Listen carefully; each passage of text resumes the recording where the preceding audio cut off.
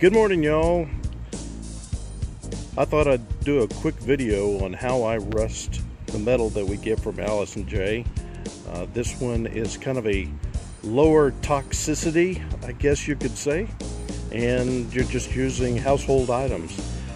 So what I've got here is I've got two spray bottles. I've got one that has vinegar and steel wool dissolved in it. What I do is I get a gallon of white vinegar and I cut up one brick or one small pad, I guess, of steel wool and let that dissolve in it for about 2 or 3 days, and I get kind of this rust color already. So what I've done is I've already cleaned the letters here with just regular Dawn detergent just to get all the oils, and this has a powder on it when you get it from Alice & Jay, and that cleans all that off. So what I'm going to do is I'm going to spray on the vinegar first, and I'm going to kind of let that soak in a little bit, and you'll see that it'll start to rust almost immediately. So let's get started. Just kind of spray it on the letters.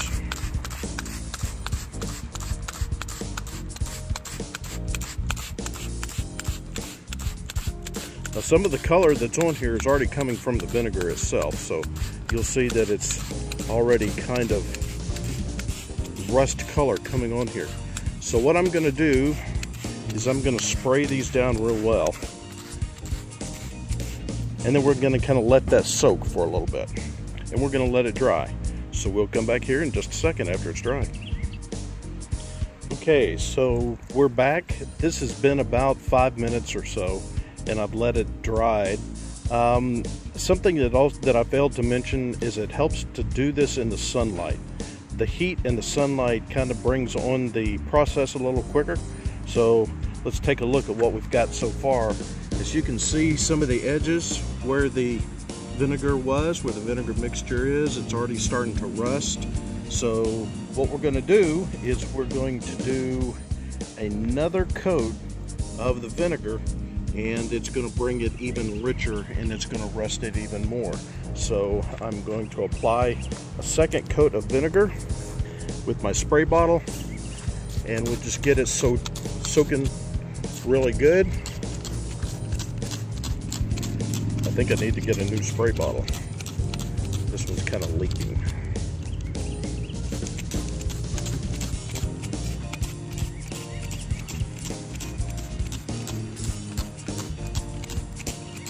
And if you want to make a more even coat, because you can see this kind of puddles up, you can take a rag and kind of even that out a little bit.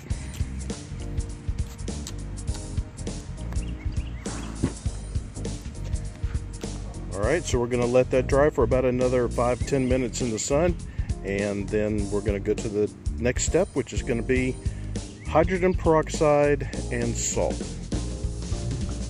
Okay, I want to show you something as this is drying. You can see how the edges of some of this metal is already in full-blown rust here, and it still hasn't completely dried yet. These other pieces are still in the drying phase. You can see they're still a little wet. If you don't want the puddling look, you can go ahead and wipe those down very gently with a cloth and kind of get some of that extra off. But if you just left these alone outside for several hours, they would continue to rust. But I don't have time to do that. So what we're going to do is we're going to speed up the process, and that's what we're going to do here now. Okay, what I have is approximately, I believe it's about 8 ounces of hydrogen peroxide that you can buy at the drugstore or Walmart or wherever.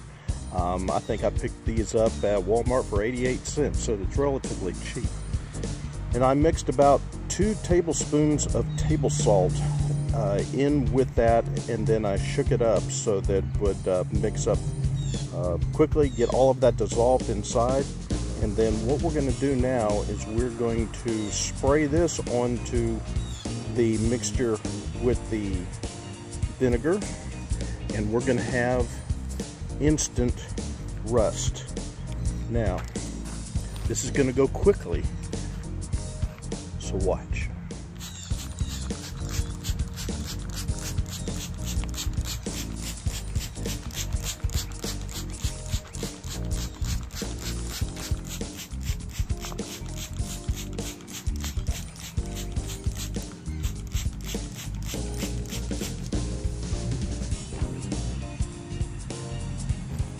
Instant rust. Now what I'm going to do is I'm going to let this kind of dry, and what you will see is once this dries, this will be fairly easy to wipe off. So in the areas where I've got some puddling, I may not want that, so I can wipe that off and kind of even it out. And then we're going to let this dry out here in the sun, and so we can get different effects with it. You'll notice right now it looks a little dark, but as it dries up, it's going to lighten up some. So we're just going to let it soak here in the sun for about 5-10 minutes, and then we'll come back. Okay, it's been about 30 minutes or so. What has happened is you can see some of the areas are darker than others. Some of it took the rust really well. Others where it kind of pulled up, we can go back over that again and spray it, and that should even some of that out. But at this point I want to show you something that'll happen.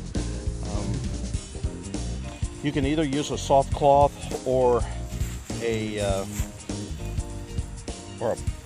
old paintbrush or something like that, but if you rub this, some of your rust will actually come off, as you can see. So if you want to play with your finish and do that, you can do that with a cloth or with the paintbrush, and it will give you a different effect. So what I'm going to do is I'm going to spray this again, just to kind of get a little bit more rust on it from the hydrogen peroxide spray. And this time I'm going to try to do a fine mist on it so that I'm not getting any puddles.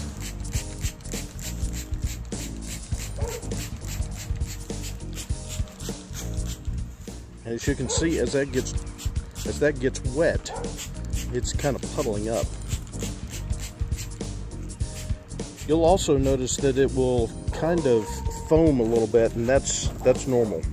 You'll see that kind of foaming right there. That's going to be normal because that's part of the process of the chemical reaction that we got going on here. I can go back and blot that right now if I want to and kind of take some of that off, but I'm just going to let it go natural and see what will happen. So as you can see, this is a process. It happens quickly, but anyway, I'll come back when it dries again. And it's been about 30 minutes on the first dry. We're going to go about another 30 minutes on the second dry. Okay, so after about 30 minutes or so, it looks like most of the rust is mostly dried on the letters, and we've got all different kinds of effects. And if I can show you, you can actually see that this is going to give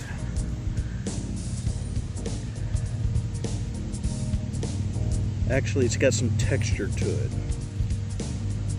So at this point, you can do a couple of things.